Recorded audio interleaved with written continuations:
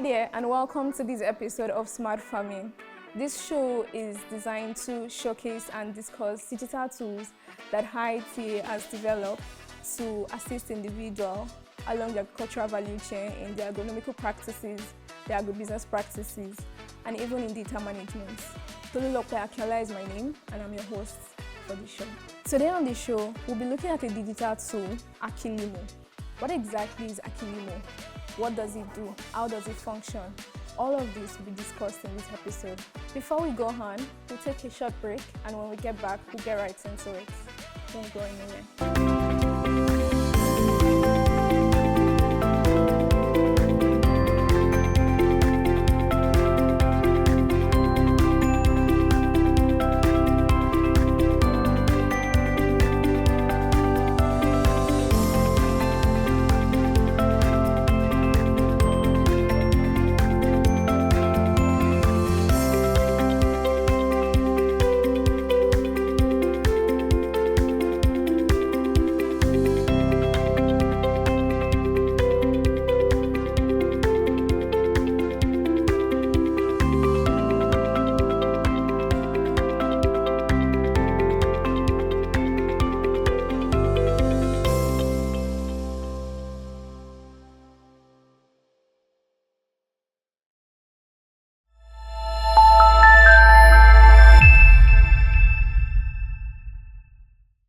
Welcome back. Just before the short break, I mentioned that today's highlights will be on AKILIMO, a digital tool that was developed here at IITA by some research scientists under the AKI project. And I have here with me on the show today a special guest who is a scaling specialist who currently coordinates the use of AKILIMO in 3 African countries, namely Ghana, Nigeria, and Tanzania. He goes by the name Dr. Thompson. Thank you for joining me on the show. Thank you very much for having me with you. So to start with, what exactly is AKILIMO? What does that word stand for? Is it an acronym or a phrase? What exactly does that phrase mean, the word AKILIMO? Thank you very much for the question. The word AKILIMO is not an acronym, although the meaning also reflects what it does. AKILIMO is coming from Swahili, and which is a compound word which means akili. And akili means intelligence or smartness, while the mo means agriculture or farming. So when you put it together, it means intelligent agriculture or smart farming. So put together, AKILIMO means smart farming. And it is about agriculture not being as usual. It's a different dimension of going into agriculture, doing it intelligently with information and to understand what you are doing, to be able to get something out of it. Smart farming. What a coincidence with the name of the show. So what are the challenges that led to the development of this tool, and what role did IITA play in the scheme of things? Yeah, the tool is a sort of a demand-driven process through several partners of IITA. And these partners cut across the value chain. They come from the production segment, processing segment, distribution, and all that. So they were passing through some challenges in what they are doing in agriculture. And we came together to interact with them, and they were able to look into different aspects that they are having some challenges. Now, some of the areas that came up was they were having challenges related to inefficient use of fertilizer. They were talking about best practices were challenging for them, and also they were also talking about low productivity. So now when we discuss with them generally, then we discover we can come up with tools that will resolve some of these challenges. And at the end of the day, we have several tools that came from them, very long list, but when we prioritize in order of importance, we now have fertilizer recommendation. Then we also have best planting practices and weed management.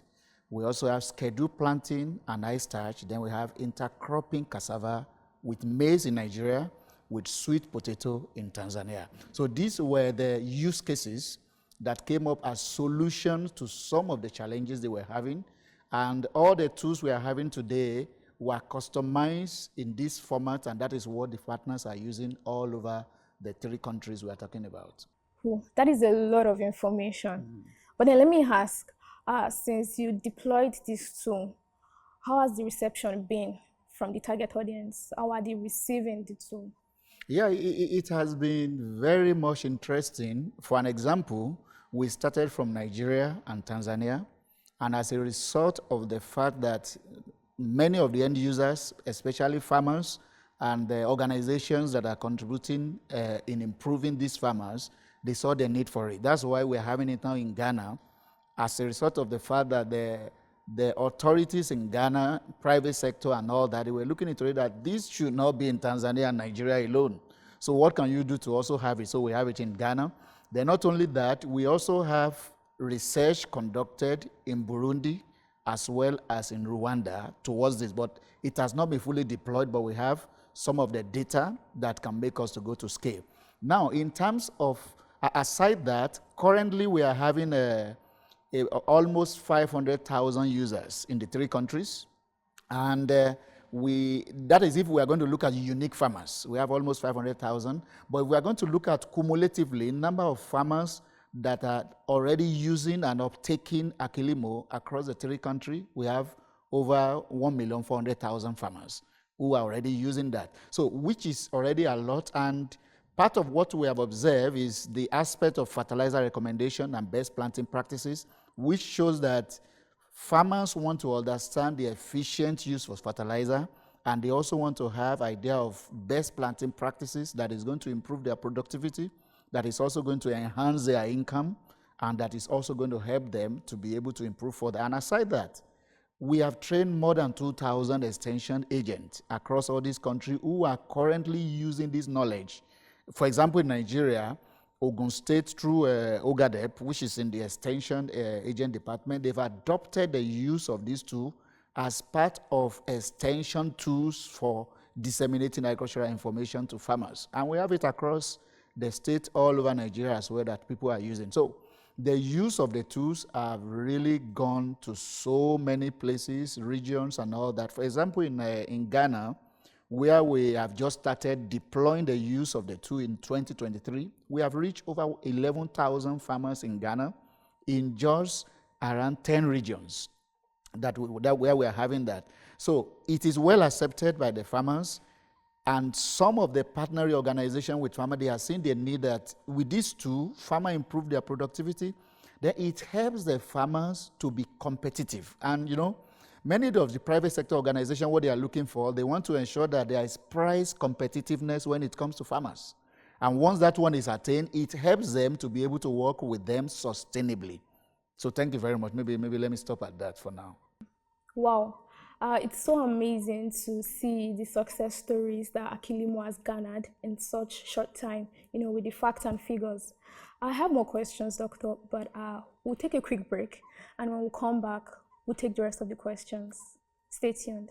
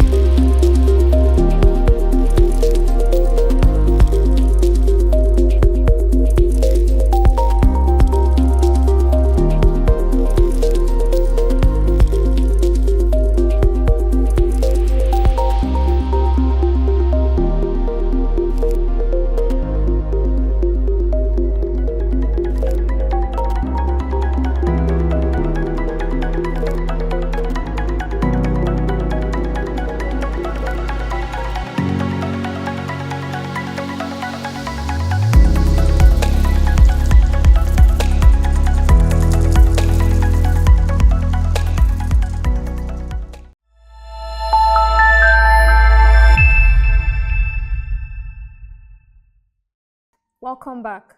The clip you just saw is one of the formats that the AKILIMO tool uses. But then I have to ask, are there more formats that you use in disseminating this tool to farmers? Yeah, thank you very much. The AKILIMO app is one of the formats that is being used, and basically it has been the extension agent themselves who are using that, and the reason being that many of the farmers, they are having feature phones. They don't have Android phone, and those who are having Android phone, they can only use it for making calls and all that, so the extension agents use that. So having discovered this, what we now have is that we also have what we call a sort of a paper-based format that has all the same information on the one that is digitally driven by the extension agent. And we have customized that as well for farmers to be able to understand that in local language and all that. And apart from that one, there is also format on USSD, whereby the farmer can easily be able to use that and use local language to understand, and by sending in a code on their phone. And in that case, the future phone can accommodate that. Then we also have the IVR format. The IVR format, basically, farmers can listen by dialing a particular short code, and they can listen to the recommendation, and which is very fascinating for them. But with the experience we've had over the years disseminating the use of AKILIMO, we have discovered that one format is not working. You have to combine. So most of the time, you will see the extension agent, they use the AKILIMO app with the farmers, and at the same time, they take them through the paper-based format. At the same time, they can use the IVR, they can use the USSD. And another thing also is that we also have material that complement some of the format. Example, we have different form of videos. We have short videos. We have farmer-friendly videos whereby you can play. We also have some material that are related to, that you can use on the radio, whereby it could be a short time. If you have 3 minutes on radio, you can use it. If you have 5 minutes, if you have 15 minutes, it's just for you to run through, and then the farmers can get that. But what we do, we also ensure that we arrange a sort of community-based setting, whereby the farmer have the radios with them, then they can listen to that, and an extension agent will be with them to facilitate such discussion so that they can get feedback in terms of what they are having on that. Yeah, thank you. Awesome. One major highlight for me is how that the team has, looked for ways to simplify user experience. And I think that that's something worthy of note. So what are some of the challenges that the end users have experienced from using this support system?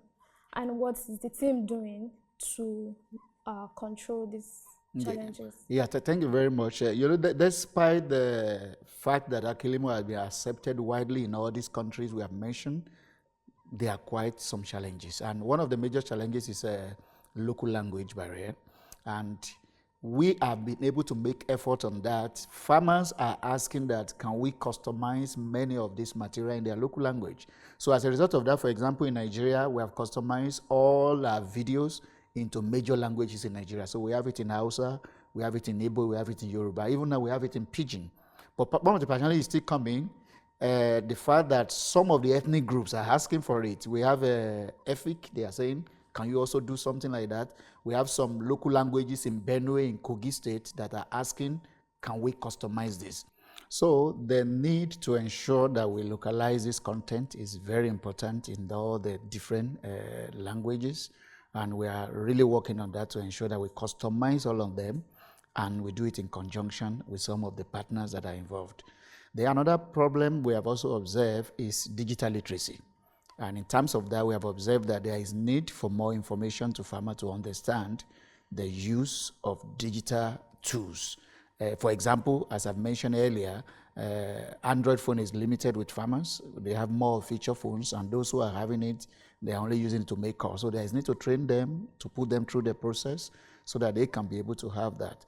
Then another problem also is the wrong data from farmers. So when the extension agents are engaging them, some of the farmers could give them wrong data. And that will affect recommendation of AKILIMO. We have really observed that aspect as well. So we have to keep on emphasizing that to the extension agent to ensure that the data they are obtaining from the farmers, that they are really very accurate. Then the last aspect is the aspect of access to input and output market. AKILIMO is helping, is improving productivity. Currently, AKILIMO, based on the telephone survey we have done, it has increased yield by 25%. At the end of the day, farmers will begin to ask you, where is the market? So they want to sell. So then also, if they are using a fertilizer recommendation, they want to have access to fertilizer in that local location.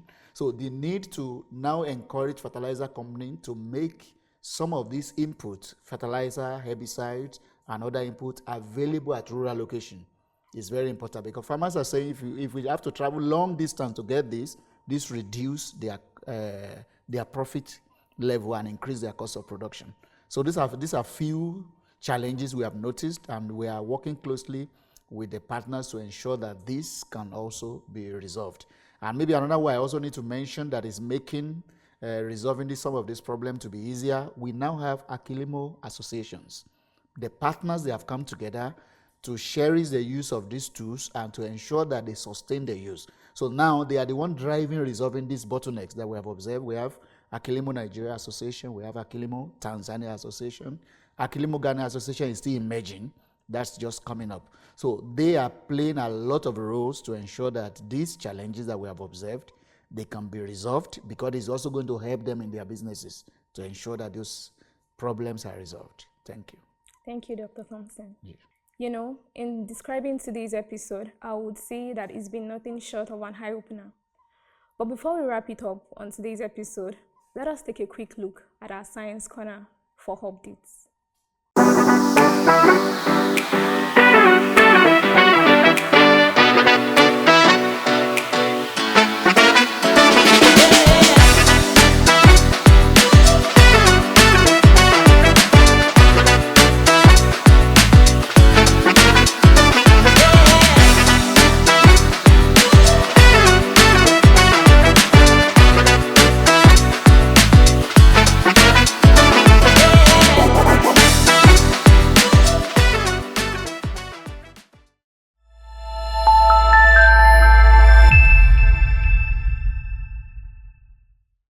And there you have it on our Science Corner for today. Just as the saying goes, learning never ends. And trust me, the conversations with Dr. Thompson has been nothing short of enlightening. Thank you, Dr. Thompson. I hope that you're obliged when we reach out again. Definitely. If you have any questions about the subject of discourse on this episode or any other inquiry, be sure to drop a comment, and you can reach out to us on our social media platforms. Be sure to subscribe to IITA TV and follow us on all social media platforms at IITA TV. With this, we draw the curtains on this episode. Once again, I'm Tolulope Akinola. Bye for now.